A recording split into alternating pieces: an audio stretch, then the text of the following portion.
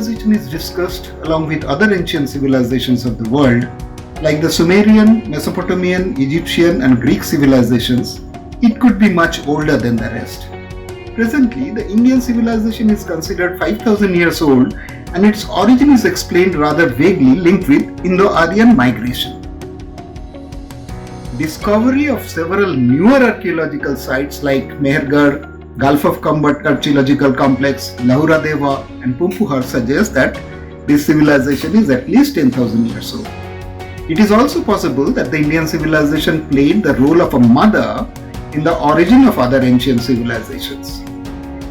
Evidences suggest that Indian origin fraternities had traveled to distant lands long ago to establish other ancient civilizations. At a later date, a large number of them returned to India for various reasons. This reverse migration phenomena is popularly known as Indo-Aryan migration. In fact, reverse migration of Indian origin fraternities resulted in the collapse of all the other ancient civilizations of the world almost at the same time. As such, mysteriously, we do not find any reason for the collapse of other ancient civilizations. On the other hand, Indian civilization not only continues, but they also constructed several archaeological marvels which are comparable to the best archaeological monuments of the world. Excellent skill in stone cutting and creating stone sculptures remains at the center of such constructions. It is possible to establish the above view when we arrange the genetic, archaeological, linguistic and cultural evidences in a meticulous manner. I intend to initiate a discussion in that direction with available ground evidences and analysis of available scientific data. My first endeavor is to establish that the Egyptian civilization was developed by the Indian origin fraternities. At this juncture, we have to consider that AMH or anatomically modern humans, scientifically known as Homo sapiens sapien, originated in Africa about 2 lakh years ago. They arrived in India about 65,000 years ago following their out of Africa move. They possibly followed a southern route known as the Great Coastal Migration. Though there are many theories regarding the early migration of AMH, this is the most accepted view. In all probability, AMH reached Andamans from the Bengal-Myanmar coast. They continued their eastward journey farther all the way to Australia.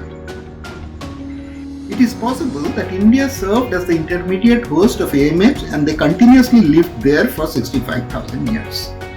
They reached Europe much later, about 45 to 50,000 years ago, possibly from India during an interglacial period.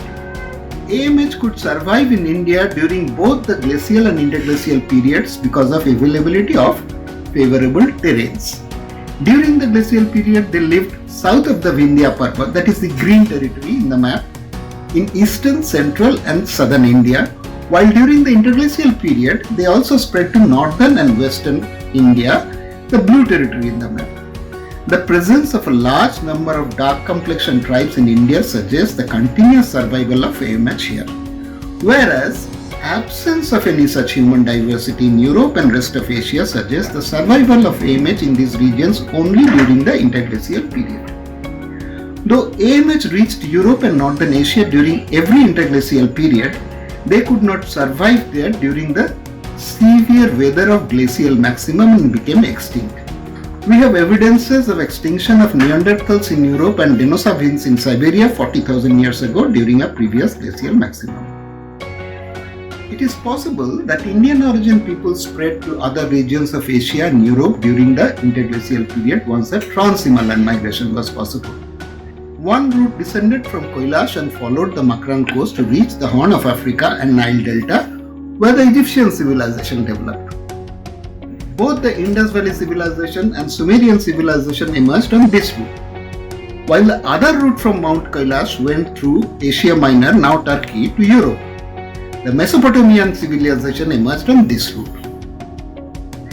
Presently, the pre-recorded period is thus arranged on the basis of various subjects like anthropology, archaeology, ancient texts including religious texts and mythology, spread of languages, culture and social customs and so on. As the events related to the pre-recorded period in Europe are few, It is generally discussed under two broad heads: Paleolithic period and Neolithic period. However, as AMH lived in India continuously for 65,000 years, while arranging the pre-recorded period of India, in addition to the above subjects, we need to consider other subjects as well. These newer subjects in relation to India need to be identified and appreciated. I intend to discuss the pre-recorded period of India under the following heads: origin of several fraternities who identified themselves with various animal symbols, events related to glacial and interglacial periods, a probable period of matriarchal culture, the spread of Indian origin fraternities to distant lands, various possible migration routes and trans-Himalayan migration, reverse migration of Indian origin fraternities from Egypt and Europe. It is possible to establish the evidences of origin of newer AMH fraternities on the eastern coast of India. It is also possible to establish the migration path of Indian origin fraternities to distant lands.